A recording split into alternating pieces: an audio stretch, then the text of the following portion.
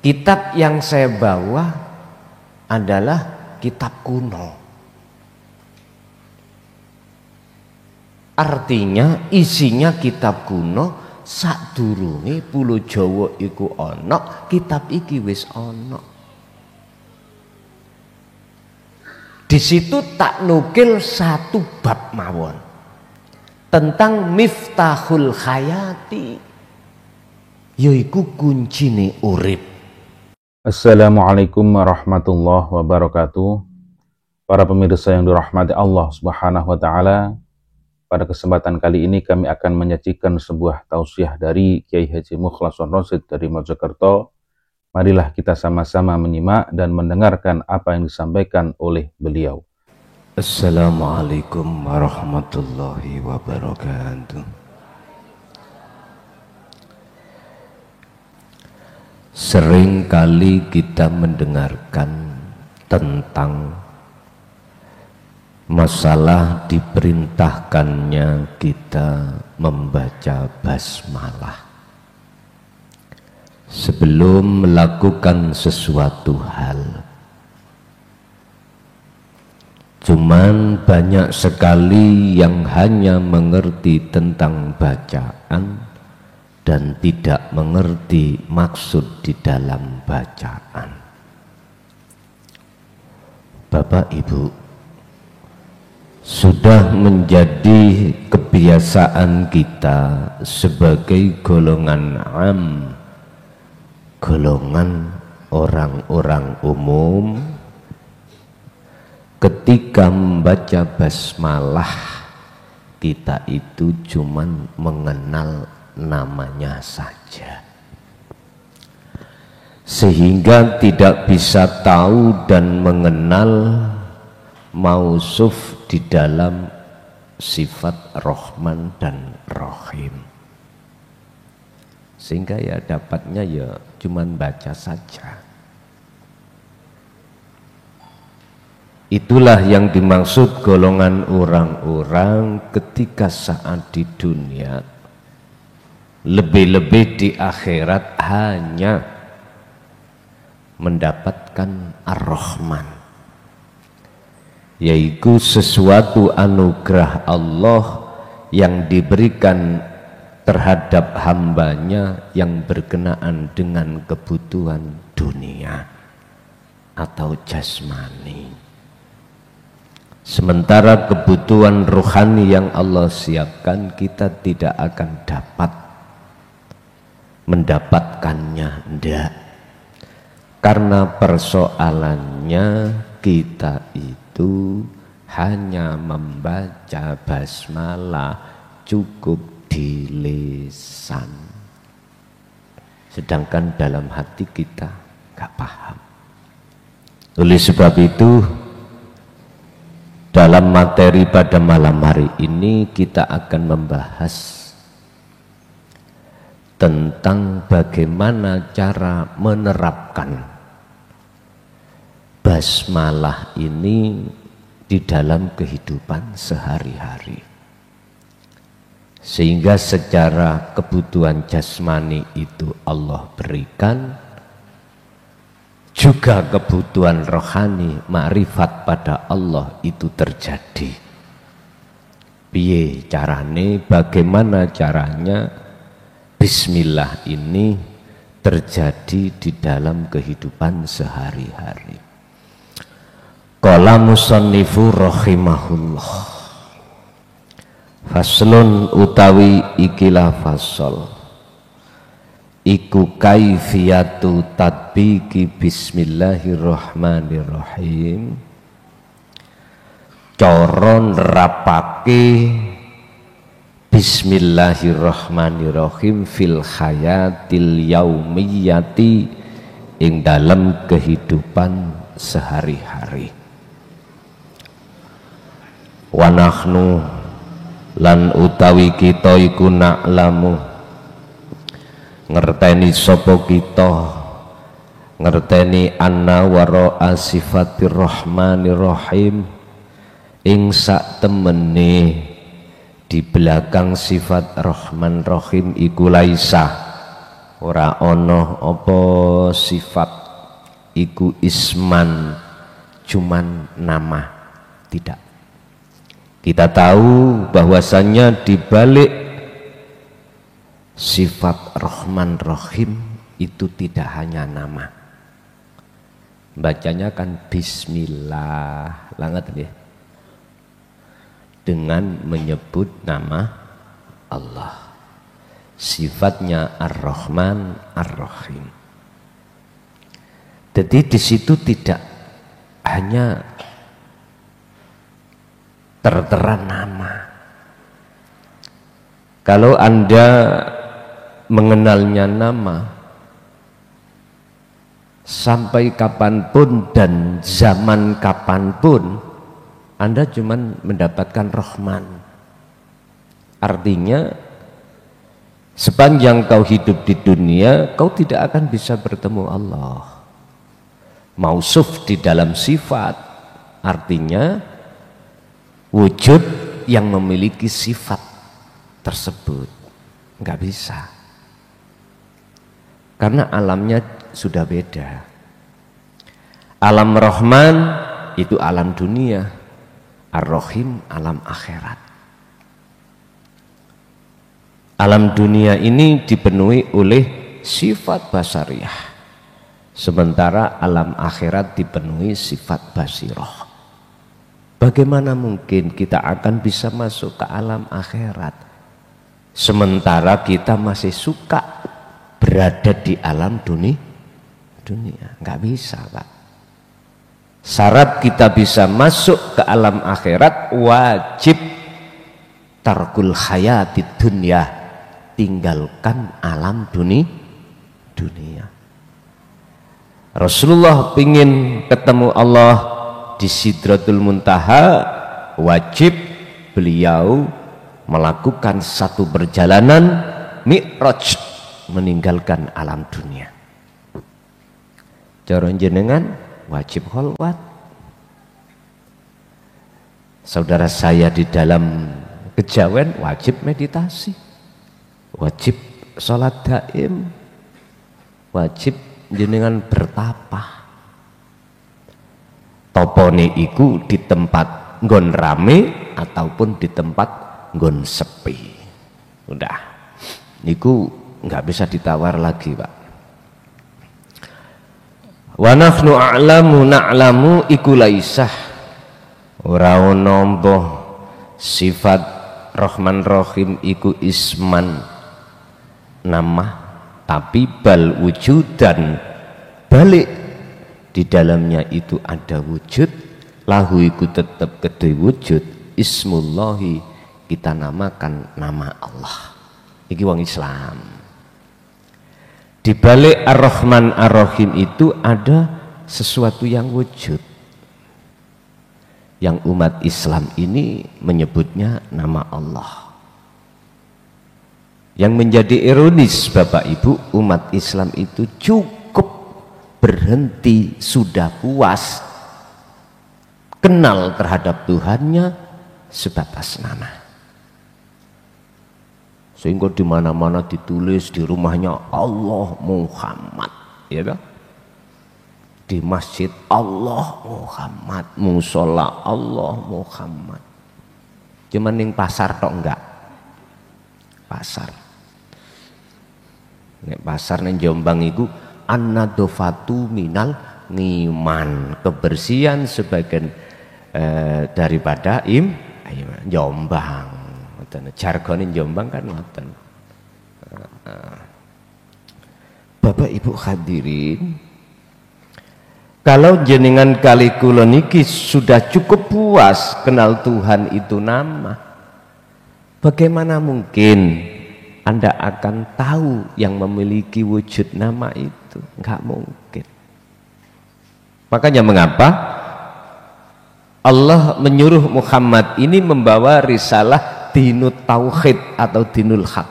Inilah maksudnya supaya kita sebagai umat Islam, khususnya umat manusia pada umumnya, biar kenal Tuhan itu sampai yang memiliki namanya, yang kami sebut sebagai lahu wujudan. Hati wujudnya. Bapak Ibu hadirin, hanya lewat taklimu dinut tauhid inilah kita akan dikenalkan, akan diajak, akan dipahamkan tentang masalah siapa sebenarnya yang memiliki wujud di dalam Ar-Rahman dan Ar-Rahim. Wa hadzal wujudulan utawi ikilah wujud sing dimaksud wujud niki wujude Allah, wujude Tuhan. Al-Hakimu sifate kang kuwasa ala kulli syai'in ing atase nguasani ing atase saben-saben perkara.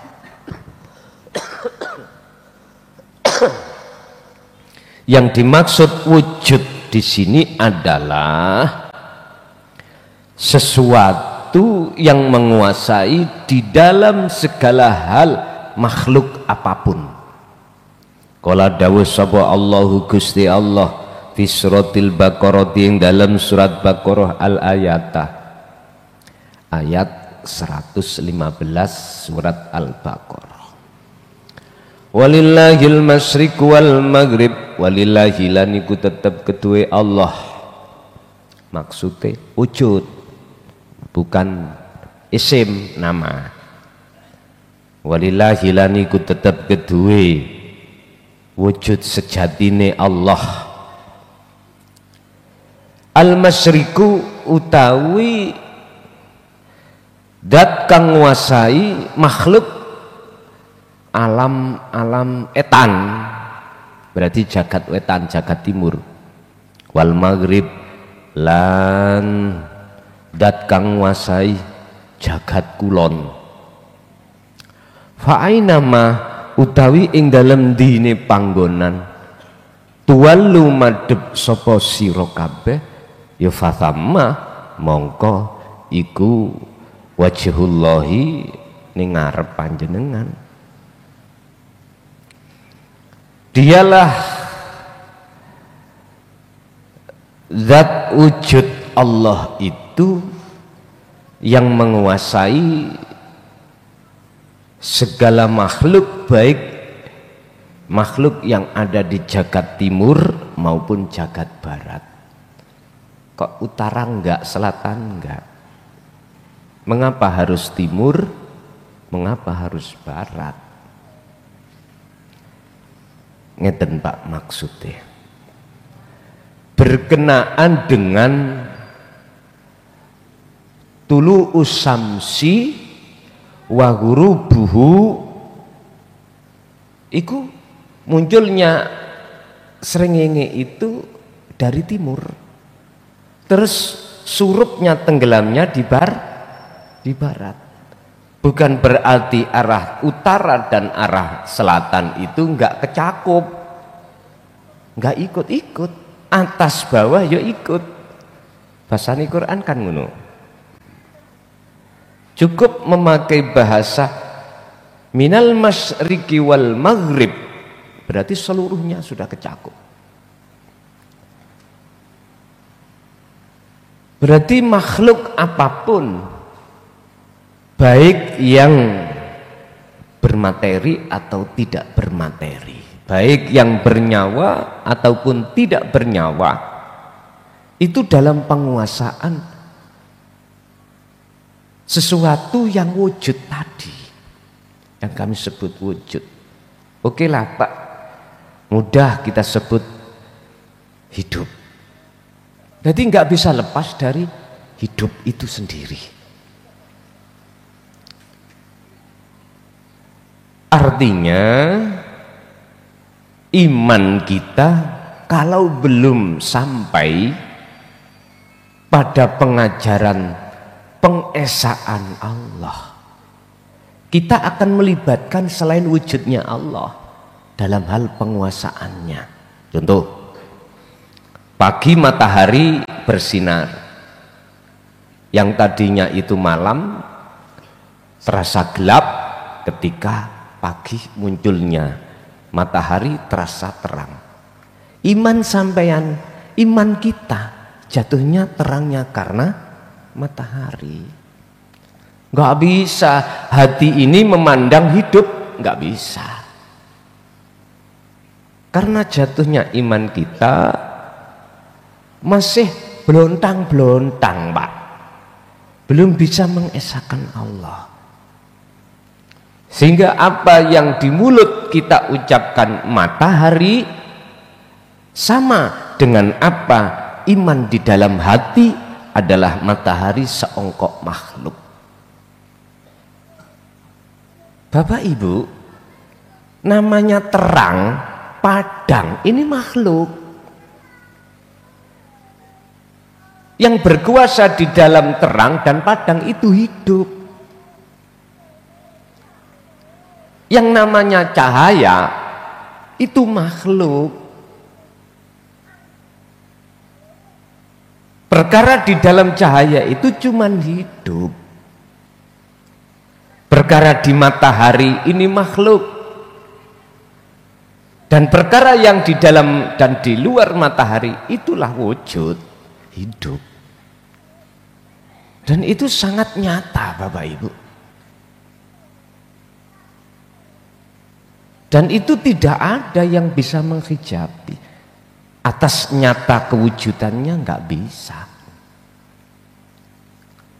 Oleh karena kita itu sebagai manusia masih merasa ada. Inilah persoalan yang rumit yang menjadikan hati kita tertutupi oleh adanya kita sendiri. Padahal adanya kita bukan adanya kita makhluk, tapi adanya kita adalah adanya kita Allah. Ya sekali-kali dikai tantangan sing rada antep titik. Bapak Ibu hadirin rahimakumullah. Dimanapun kau mengarah, fa'ainama tuwallu fathamma wajhullah. Di depanmu itu ada wajah Allah. Bagaimana mungkin kau katakan Allah ghaib?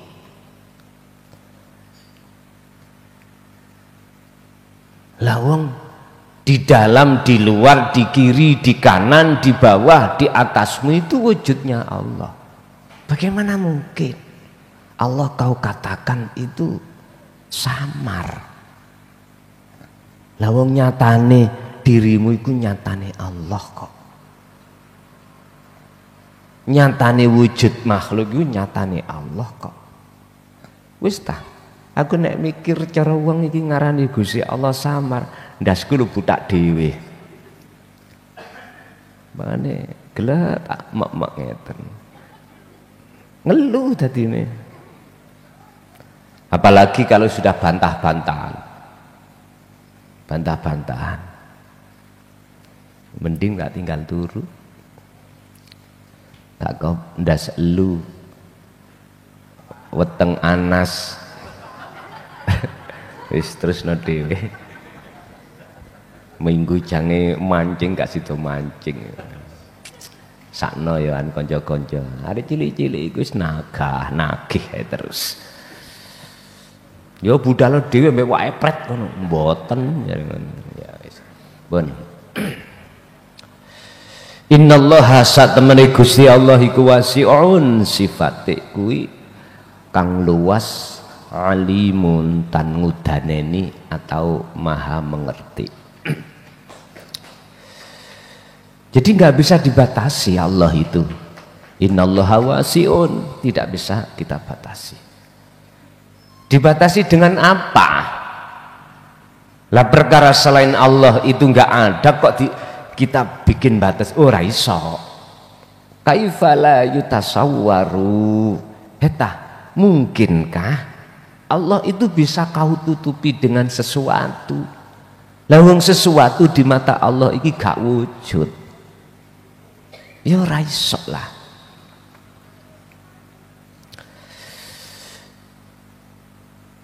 Wal khasiru utawi wong sing rugi. Wis cuman tak elingno tok jenengan iki ning donya iki mung oleh rahmane engko akibate piye, sekedar tak ingatkan aja. Jikalau Anda percaya monggo, raya rapopo. Wal khasiru utawi kang sing diarani wong sing rugi, wa utawi khasir iku alladzi wong layak sulu kang ora hasil, artine nihil, lahu kedue khasir illa sifatur rahman, kecuali mung oleh sifat rahman. Di dunia ini, bahkan dikatakan di akhirat, adalah orang-orang yang saat di dunia itu tidak menghasilkan sesuatu kecuali hanya sifat rahman. Rahman. Maksud daripada la yakhsulu iku tidak hasil sifat ar-rahim, tidak hasil masuk di dalam alam akhirat saat ning dunya iki. Jenengan tidak mau tinggalkan alam dunia untuk masuk ke alam akhirat di dunia ini, nggak mau. Akhirnya dikatakan la yakhsulu illa rahman, kau hanya mendapatkan rahman, yaitu kebutuhan jasmani. Nek kebutuhan jasmani patrai sebagai manusia kita, yo siapa Pak yang mau meninggal? Nggak mau. Sifatin ning dunya iki ya yes enak-enak ambek perkara kebutuhan tuh dunya. Pengin sehat terus, pengin ekonomi ini apik terus, pengin garwane apik-apik terus, pengin apapun jaluknya bagus-bagus terus. Tapi dia sadar atau tidak sadar, semua itu wajib kau tinggalkan. Secara fisik, kalau kau sudah menemui waktu yang sudah Allah janjikan, yaitu kematian, pasti semua tinggalkan. Pengikut yang ribuan kau pasti tinggalkan, dan mereka tidak bisa menolong sedikit pun padamu. Istri-istrimu, anak-anakmu, harta-hartamu, jabatanmu, kemana larinya semuanya itu? Ini yang kumaksud orang yang merugi. Orang yang merugi adalah orang saat di dunia hanya mendapatkan ar-Rahman, sementara ar-Rahim dia jauh. Orang yang hatinya masih tetap suka berada di alam dunia, tidak mau masuk ke alam akhirat. Wal qalbu, dan hati yang seperti ini Bapak Ibu daiman halilanggeng. Wal qalbulan utawi ati sing seperti ini maksudnya daiman halilanggeng iku muta'alliqun, mesti gumantung, bergantung apa ati bi ghairil maujudi, kelawan sakliyane perkara sing wujud yaitu Allah. Artinya hati yang seperti ini hakikatnya itu aslinya dia itu hanya bergantung pada makhluk. Yang dimaksud bi ghairil maujud yaitu ai al makhluqat, yang disebut beberapa makhluk. Dia bergantung ke makhluk. Padahal sudah kami katakan, makhluk siapapun itu malakum dzarrau wala naf'an, nggak bisa nolongin dirimu. Illallah, yang bisa menolong di situ cuman Allahnya. Berhubung kita itu kenalnya Allah sebatas nama, ketika Allah menolong terhadap diri kita diwujudno makhluk, hati kita bersaksi pada makhluknya. Akhirnya iman kita mengatakan makhluk bisa menolong. Ini yang menjadikan jatuhnya iman kita itu di tempat syirik khafi ada di sini. Terus bagaimana kita bisa lepas dari itu? Ya masuk bersaksi menyang urip dalam orang itu. Sebab tanpa wujud sejati dalam diri seorang itu, yaitu Allah, nggak akan mungkin akan terjadi pertolongan ini. Itu cara untuk Anda bisa masuk ke alam akhirat. Tapi nggak mau mereka. Bahkan yang mereka unggul-unggul no oboma, boy, jabataku, dunyaku, anakku, pengikutku, mobilku, apapun, wis ngelompok ning jero ati gini. Makanya mati nih gak beres itu yang gini. Nggih, mboten saged beres mati niku. Walaupun secara jasmani waktu sholat sujud mate mboten beres. Nek minut pandangan syariat husnul khotimah, tapi pandangan hakikat suul bos. Makanya saya katakan gak beres. Pun fasaidu mongko anapun utawi fasaidu mongko utawi wong sing diwastani wong sing bejo, wong sing beruntung. Lah iki yaiku man wong khasola kang hasil iku lahu tetep keduwe man apa sifatur rahim. Nah niki alam akhirat ini sifatur rahim iku adalah alam akhirat. Yang dimaksud orang yang beruntung adalah mboten beruntung anu lho ya pedot kabeh niku mboten. Orang yang bahagia, Sa'id, adalah orang-orang yang sudah mencapai tingkatan makrifat atau orang yang sudah masuk di dalam alam akhirat ketika saat di dunia. Itulah yang kumaksud sifatur rahim.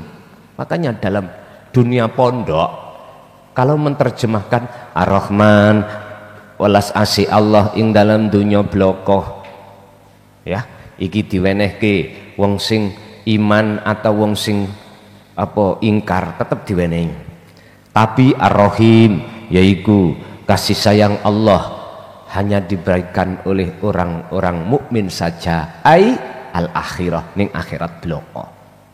Tapi gak paham jabarane Ar-Rahim iku sesuk ning dina akhirat lah ngoten nggih. Wadohe cak. Lha ning dunya Gusti Allah kan madosi kok. Kale ana negeri akhirat. Wabtaghi fima atakallah daral akhirah. Carilah negeri akhirat yang sudah aku siapkan ini. Al-Qasas 77. Iki perintah, Pak. Berarti ketika saat Allah memerintahkan jenengan, sesuatu yang diperintahkan itu sudah disiapkan. Akhirat iku besok. Ya Allah, cukul batumu iku mbok ya urek ana titik apa cek rada blong, lho ngoten lho.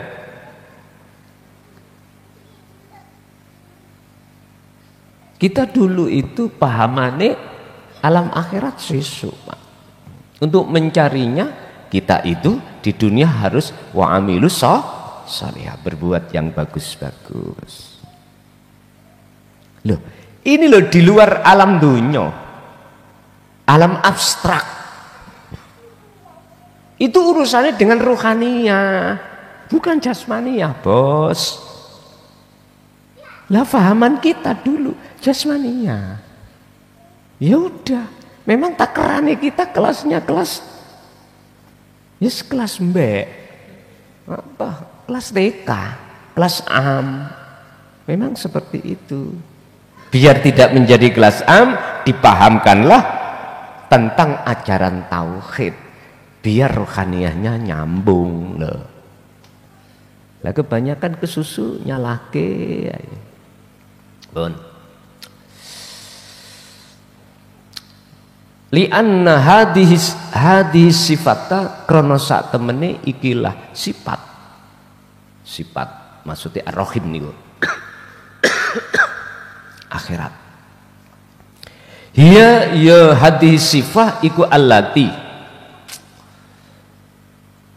tu'allimu kang ngajarake apa allati maksudnya ya pelajaran di dalam alam akhirat iku ngajarake ar-ruha ing ruh tentang apa kanggo ngajarne mung situk liko Allahi ing piye carane balik lan ketemu Gusti Allah. Mangkane Pak, ning Jawa niku wonten ajaran sangkan paraning ya niki. Sudah benar itu miturut Qur'annya. Berhubung kita belum mengenal tentang isi di dalam innalillahi wa inna ilaihi rajiun atau sangkan paraning dumadi, kita kenalnya itu kulitnya saja, mesti kita mengatakan dzalika dalalah, itu ajaran sesat. Kemarin pas hari Kamis kalau nggak salah itu, kitab yang saya bawa adalah kitab kuno. Artinya isinya kitab kuno, sadurunge Pulo Jawa iku ana, kitab iki wis ana. Di situ tak nukil satu bab mawon tentang miftahul hayati, yaiku kuncine urip. Di situ malah menjelaskan tentang legalitas di mata Allah, tentang ajaran kejawen, bahasane kejawina, Jawa nih kejawen. Apa? Asal usul ilmu di dalam kitab sing diajarkan para Rama, nyebuti Rama lah ngoten ta. Akhirnya ditiru Rama Yai. Nah, padahal padha memang. Iku dari kitab kuno, Pak. Sing tak maksud kitab kuno, kitab sing murni khusus wahyu-wahyu tentang dinul haq, dinul tauhid. Bahasa Qur'annya, bahasa Islamnya, ikulah Al-Qur'anul Qadim. Lah kita pahami lewat bayang-bayangi Al-Qur'anul Qadim yang disebut Al-Qur'anul Karim wis kemelewelet. Tahu kemelelet? Melinti. Ya takut asli ini yang mana gitu lah. Dulu sampean waktu zaman mungkin SD sampean kalih kula atau madrasah gitu. Kita nek ketemu pelajaran nih kalau Pak, ilmu kesenian kalau lak wonten blat-blatan no, iling amen. Jadi ono kertas kosong ning kene iku ono gambar diblat. Paham nggih? Berarti pelaku ning jenengan ya. Lha. Memangnya persis. Tapi disitulah perbedaan antara asli dan duplikat. Ayo arahnya kemana itu?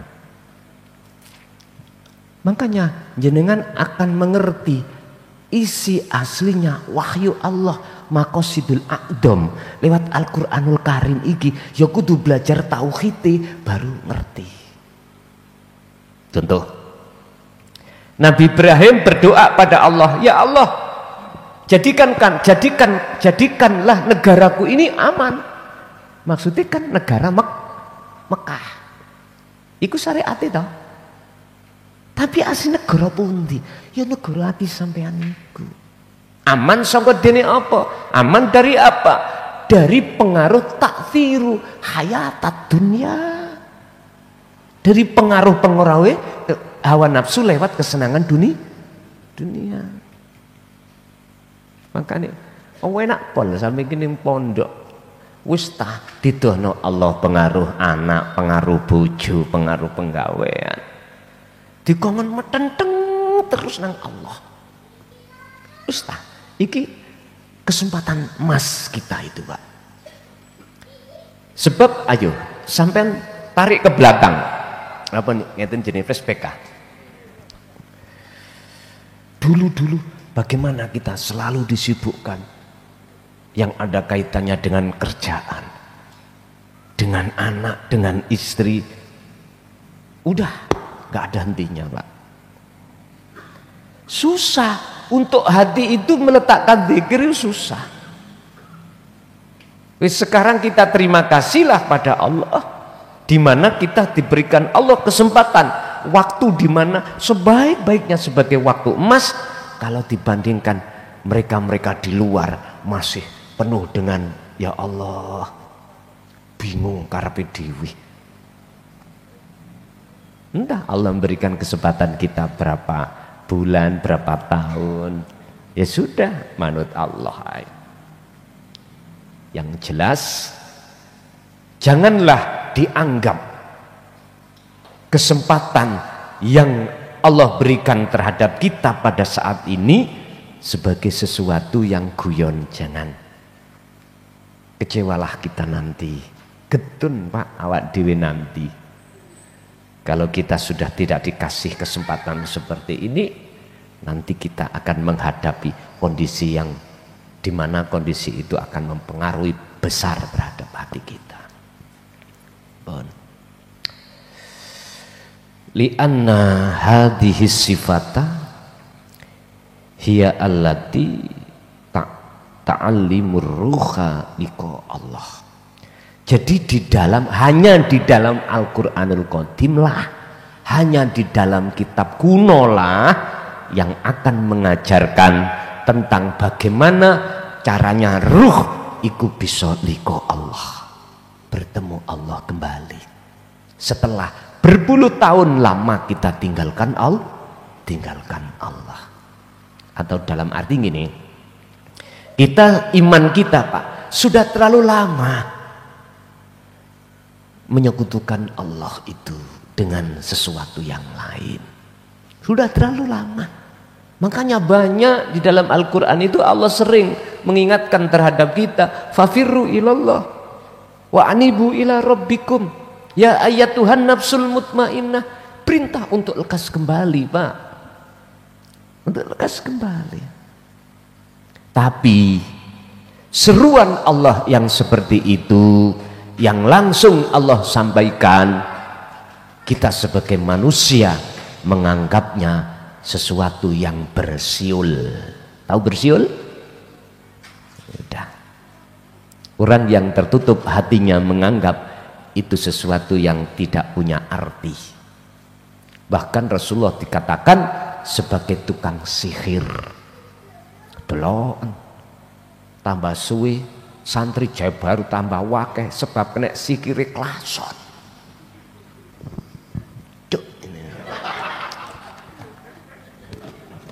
Dan terus piye?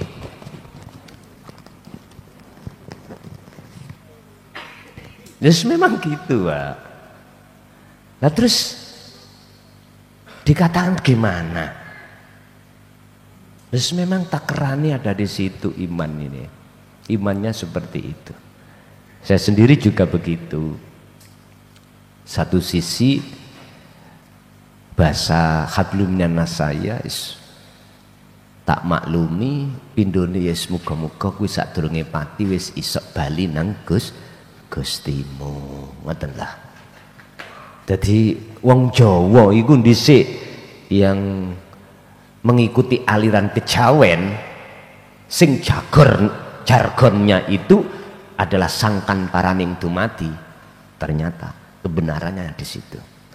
Ini urusan rohaniah, lah ngono lho.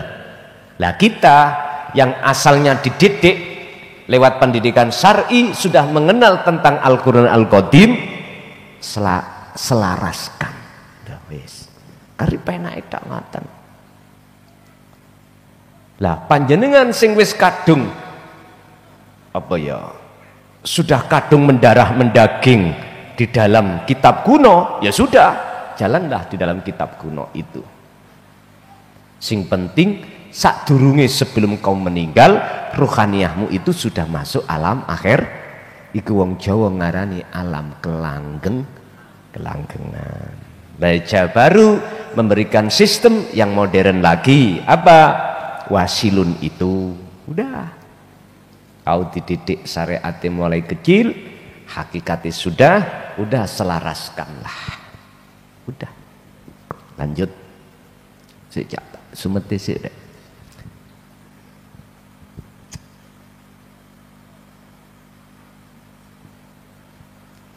Arep tak jak mancing dina Senin Selasa kok cik gak pantes sih.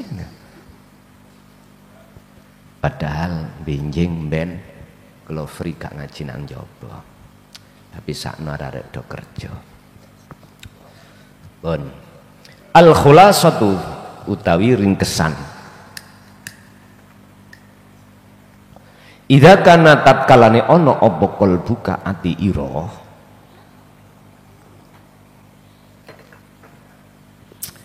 inda qiraatil basmalati ing dalem tatkalane maca bismillah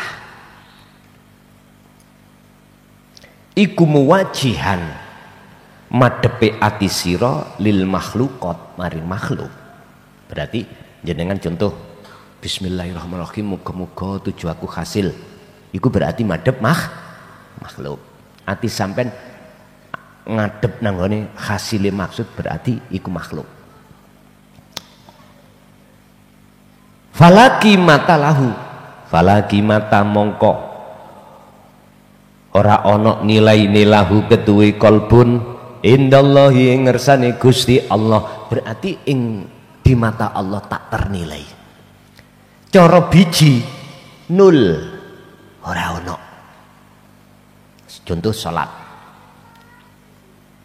Bismillahirrahmanirrahim.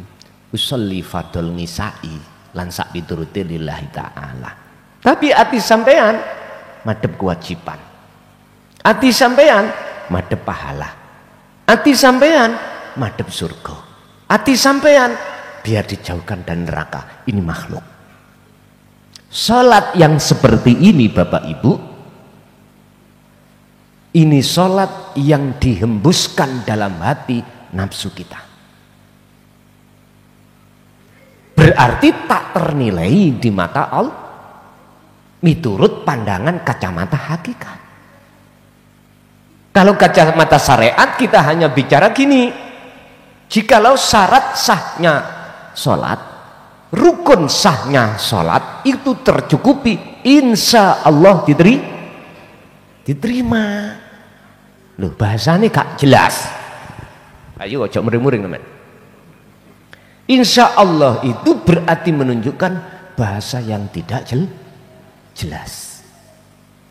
Bagi kita bukan bagi Allah. Insya Allah muno ngersakake sapa Allah. Nek diterima, nek ora ya ora. Jari Gusti Allah raimu. Tak terima tekon ndi? Lah kuwi mungkuri aku kok. Ya Gusti Allah ngoten. Ya bunayya la tusrik billahi syai' inna syirka la dzulmun adzim. Jelas toh? Syirik apapun luwih-luwih syirik khafi gak iso Pak diterima. Mungkin kita buka Ihya. Di situ ada kisah pernyataan bahwasanya Imam Ghazali dapat rahmat itu bukan sholat karena sholatnya, zakat, puasa, hajinya mung gara-gara mengejarkan, membiarkan si lalat minum mangsi di baknya. Perkara sepele ta. Tapi pun disimpulno salate beliau gak diterima ojo ngono, Pak. barometere itu madhep nang sapa lho, ngoten lho. Udah, sekarang Imam Ghazali kan tergolong mungguh umat manusia orang bagus, ya toh. Oke, kita ambil 21. Wanita nakal. Ya. Berapa hari, berapa tahun, berapa bulan dia kerjanya itu melayani lelaki hidung belang. Tapi mengapa dia dapat rahmat? Sepele. Hanya gegara ketika dia mau minum, mengambil air, ada seekor anjing itu yang juga kehausan. Dia mendahulukan anjing itu daripada dirinya sendiri. Ambillah sepatu untuk ngambil air, dikasihkan anjing. Pak, hewan yang paling setia itu adalah anjing pada tuannya. Iki duduk anjing sing gila lo ya. Anjing sing bener-bener anjing, dia itu pol setianya terhadap majikannya. Nyawa pun diberi. Karena apa? Dia tahu, dia yang kasih makan, dia yang kasih fasilitas. Ini anjing. Lebih baik mana anjing dengan kita? Ya, kita yang melayani, kita Allah. Semua apa yang kita butuhkan Allah siapkan itu. Bahkan urusan bernafas. Ya Allah ya Karim, manusia itu ulaika kal an'am balhum adol. Berarti masih mending anjing. Anjing satu sisi sifatnya adalah paling setia terhadap majikannya. Gak mungkin anjing itu sudah tahu si A yang kasih makan tiap hari, dia setia pada si B. Gak mungkin, tetangganya atau orang lain. Anjing aja tahu siapa masuk di rumahnya itu orang asing, dia tahu Pak. Itu anjing. Dia pasti terekam itu. Karena instingnya dia itu, orang lain yang masuk di wilayahnya dianggapnya maling atau orang yang jahat. Anjing Pak ini. Nyawa pun dikasihkan Pak. Kemanapun majikannya inginnya dia ingin ikut. Nyun sewu, sampean ngerti kuda nih ya. Sik kalah. Ini saya kalah, kadang-kadang ya dipencak. Nyun sewu, kula ping 3 dhisik niku dirutuhno, wis gregeten wis. Jamane sapa biyen niku? Pecok ayo. Pecok rambutan dhewe ngoten. Sebenarnya ada 4 dulu itu, Pak. Ada 4, putih 2, terus merah sama hitam niku.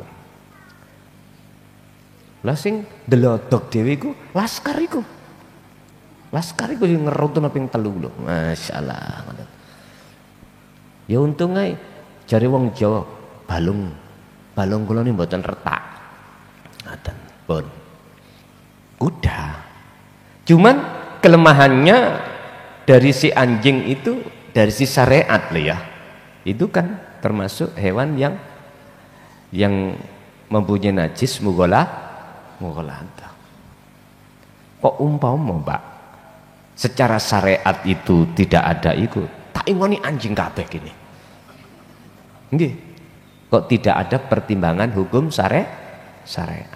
Karena setia banget niku. Daripada kucing masih setia anjing. Kucing itu nek mboten sampean biri po, nek bengi golek wedokan. Iya, golek wedokan. Pun kok iso tutuk anjing barang nyapa.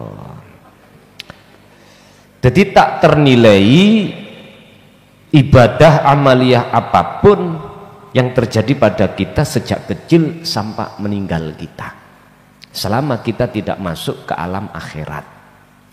Berarti kita membaca basmalah hanya di lisan saja. Di hati nggak bisa. Wa idza tanah lantat kalane ono apa qalbu kanti iroh iku mutawajjihan madhep ilal maujudi maring perkara sing wujud. Inilah Pak yang ku maksud masuk di alam akhirat niki, berarti ketemu Gusti Allah. Fahuwa mongko utawi ati yang seperti ini iki qayyimun indallah, iku qayyimun ternilai indallahi ing ngersane Allah apa a'maluhu piro-piro amaliyai si wong mang. Artinya sekecil amaliyah apapun manakala hatimu menghadap kepada sang wujud itu pasti ternilai sebagai amalan solihan makbulan. Itulah amal yang diterima. Sampai ahli tasawuf itu mengeluarkan satu kalimat ngeten, tafakkur sesaat iku luwih bagus katimbang 70.000 tahun kau sholat. Coba ngenen. Sing dimaksud tafakur di sini adalah ketemune dirimu terhadap diri sejatimu. Ya urip iku sing tak maksud, wujude Allah. Ya niku makrifat. Lah isone ketemu diri kang sejati, dirimu iku kudu kok fanaan. Bisanya kau masuk ke alam akhirat, kau harus tinggalkan alam dunia. Bisanya kau meninggalkan alam dunia, wa dzakarallaha katsiran. Kan ayat ini, liman kana yarjullaha. Inilah teladani Rasul, dalam hati ada keinginan besar untuk bertemu Allah. Wal yaumal akhira, ing dalem apa ning jero alam akhirat ini kau akan bisa masuk dengan catatan wa dzakarallaha katsiran. Artinya kau bisa meninggalkan alam dunia hanya dengan zikir. Zikir yang kumaksud di sini adalah kesadaran dalam hati lewat pangrasa yang sejatine dirimu makhluk itu la maujudan titik. Kalau iku wis mancep ning ati sampean sampai disebut kefanaan diri, ya niku akan muncul wujud nyoto kang sejati, yaiku Allah Subhanahu wa ta'ala. Ini nek sik kurang cetha ya mbuh. Ayo golek ana keterangan ngene jaman sampean sadurunge tahun 2014 terhadap para romo, para masayih sing jelasi koyo ngene angel. Karena saya sendiri ngalami koyo ngoten, Pak. Wis lah untung sampean urip di zaman sekarang itu. Ilmu itu dibuka sak gampang-gampangnya. Cuman nyun sewu loh ya, prinsip wong biyen. Oleh karena carinya angel, dia akan memegangnya itu kuat. Lah sekarang cari ini gampang. Hehe. Buat iyo gampang. Ojo sembrono. Mestinya dengan mudahnya sesuatu yang kita dapatkan, kita harus juga memegang dengan teguh. Faqadis tamsaka bil urwatil wuthqah, pegang teguh. Jangan bedakan dengan zaman dulu. Zaman dulu memang Pak, prinsipnya oleh karena carinya angel, dia ketika menemukan diman-man. Ngerti diman-man? Apa bahasa Indonesia diman-man itu? Hah? Di hati? Iya di hati-hati Pak. Sampai nggak wani ngomong nang jopo. Digecoki rapet. Sekarang sudah Allah berikan seluas-luasnya dalam pengetahuan tentang ilmu ini. Maksudnya kalau sudah ketemu ya wis gecok ono rapet, ngeten dah. Bentuknya kita megang rapet, yaitu tadi wa dzakarallaha katsiran. Ingat, kita setiap saat dan setiap detik nafsu itu akan nyiprati perkara dunya dalam hati. Apa nyiprati?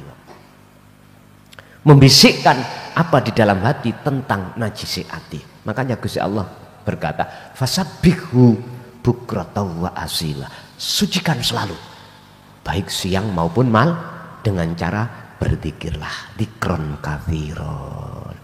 Al-Fatihah. Alhamdulillahirabbil alamin. Demikianlah tausiah dari Kiai Haji Mukhlasun Rasyid, yang mana beliau adalah pengasuh Pondok Pesantren Jaya Baru yang terletak di daerah Mojokerto, Jawa Timur. Tepatnya yaitu ada di Kecamatan Bangsal, Desa Sumbertebu, Jalan Perjuangan. Beliau adalah ulama sufi, ulama tauhid yang mengajarkan ilmu-ilmu tauhid dan tasawuf, yang mana dalam ilmu ini juga berkaitan dengan ilmu leluhur Jawa, yaitu yang mengutamakan ajaran kebatinan. Ilmu tasawuf dan tauhid ini adalah ilmu yang bertujuan supaya seseorang bisa mencapai ma'rifatullah, atau ma'rifat kepada Allah, atau biasa disebut oleh orang-orang Jawa ilmu sejati. Dan ilmu tasawuf atau tauhid ini mengajarkan supaya manusia tidak tersesat nantinya. Tahu sejatinya diciptakan itu harus bagaimana, dan ketika sudah meninggal dunia harus ke arah mana jalannya. Semoga apa yang disampaikan oleh beliau Al-Mukarram Kiai Haji Mukhlasun Rasyid benar-benar bisa bermanfaat bagi kita semua dan bisa menjadi penerang perjalanan hidup kita di dunia dan di akhirat kelak. Demikian, semoga bermanfaat. Wa'afu minkum. Assalamualaikum warahmatullahi wabarakatuh.